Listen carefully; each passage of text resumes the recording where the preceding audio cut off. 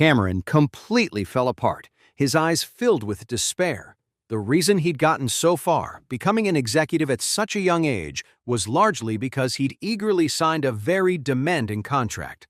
To tighten its control over employees, Apex Group had created an ironclad management contract. Signing it could lead to a quick promotion, but it also meant being completely tied to the company. For example, after Cameron signed the agreement, he was fast-tracked. But in return, he had to be completely dedicated and loyal. If he slacked off or showed any dissent, Apex Group could hit him with a massive lawsuit. Many people were too afraid of the responsibility to sign such a contract. But back when Cameron had just graduated, he was so eager to climb the ladder that he just closed his eyes and signed it. He never expected it to backfire so badly. Cameron knelt on the floor, his whole body trembling on the verge of collapse. He had bet his entire future on Apex Group, but now they were suing him for $5 million. On top of that, Salman was going to blacklist him. How could he ever find another job? Without a job, he had no income, and his life was ruined. And he still had to deal with a $5 million lawsuit. Going to prison seemed like the only thing left for him. He was like a madman, bowing and scraping before Salman, a crying, sniveling mess.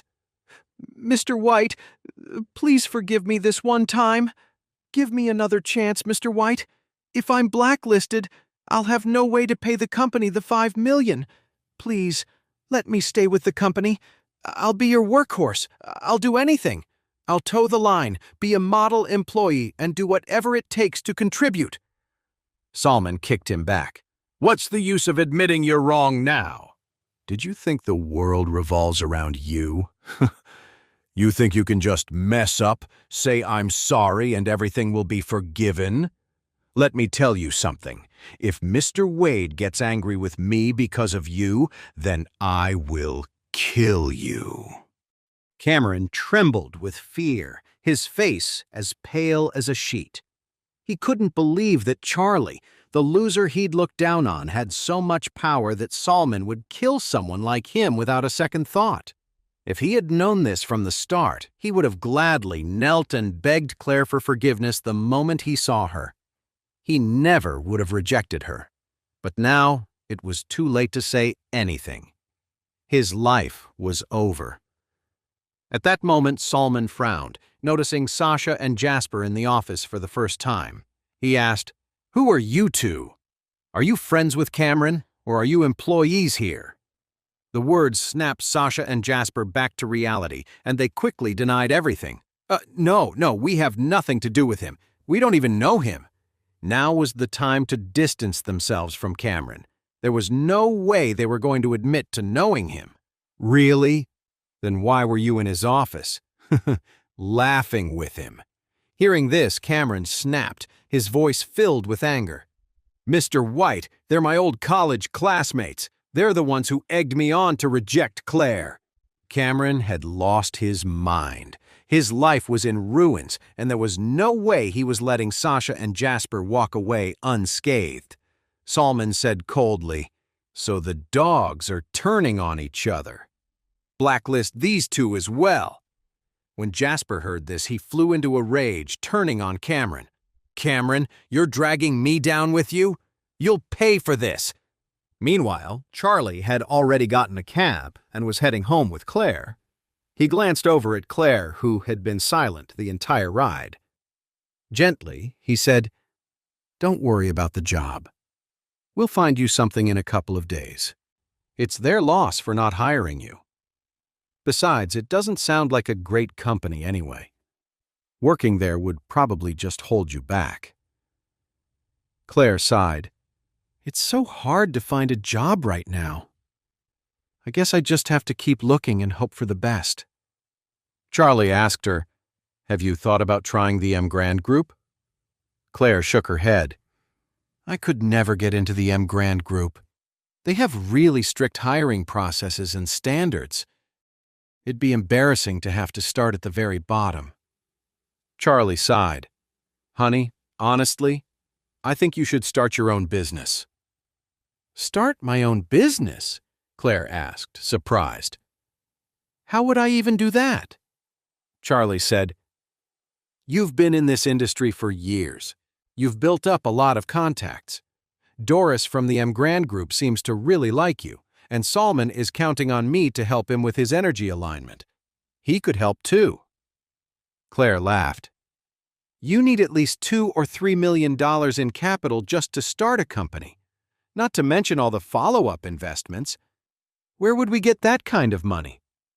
Charlie said, I can help you figure out the funding. I know a few people. He smiled. If you're serious about this, the startup capital won't be an issue. Claire looked up at him. Charlie, I know you have connections like Mr. White. I'm sure borrowing the money isn't the problem. But honestly, that's a lot of pressure. I'd rather start smaller. Maybe I could open my own personal studio and just do freelance design work for the big construction companies. Charlie replied instantly, Whatever you decide, I'll support you completely.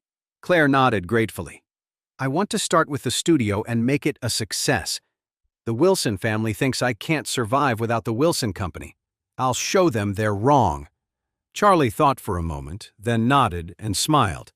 I support you, but if you run into any trouble, you have to tell me, and we'll figure it out together. Worst case, I'll come work for you. Your husband doesn't have many skills, but I can carry your bags and be your driver. Okay. Claire nodded, looking touched. The decision was a huge risk. If she didn't find a job, the family's main source of income would be gone, and opening a design studio required money to rent an office, buy equipment, and everything else. It was a big investment. On top of that, the Wilson Company had connections with all the major group companies in Oris Hill City. They would definitely try to sabotage her behind the scenes. But Charlie didn't even hesitate. He supported her completely. Claire was incredibly moved. As she was wrestling with all these complicated feelings, she heard Charlie's voice again. Honey, just go for it. If it doesn't work out, I'll find a job to support us. At that moment, Claire held her breath. A lump formed in her throat, and her eyes started to burn. After hitting so many dead ends and feeling so lost, she never expected that her husband, the one she'd always thought was useless, would be the one to believe in her and have her back.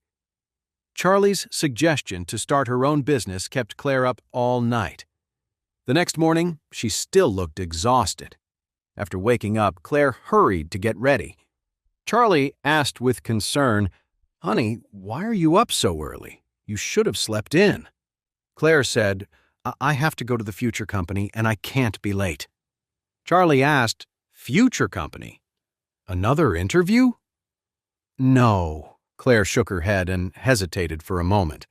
I'm going to try and land some projects. Okay, Charlie said with a smile.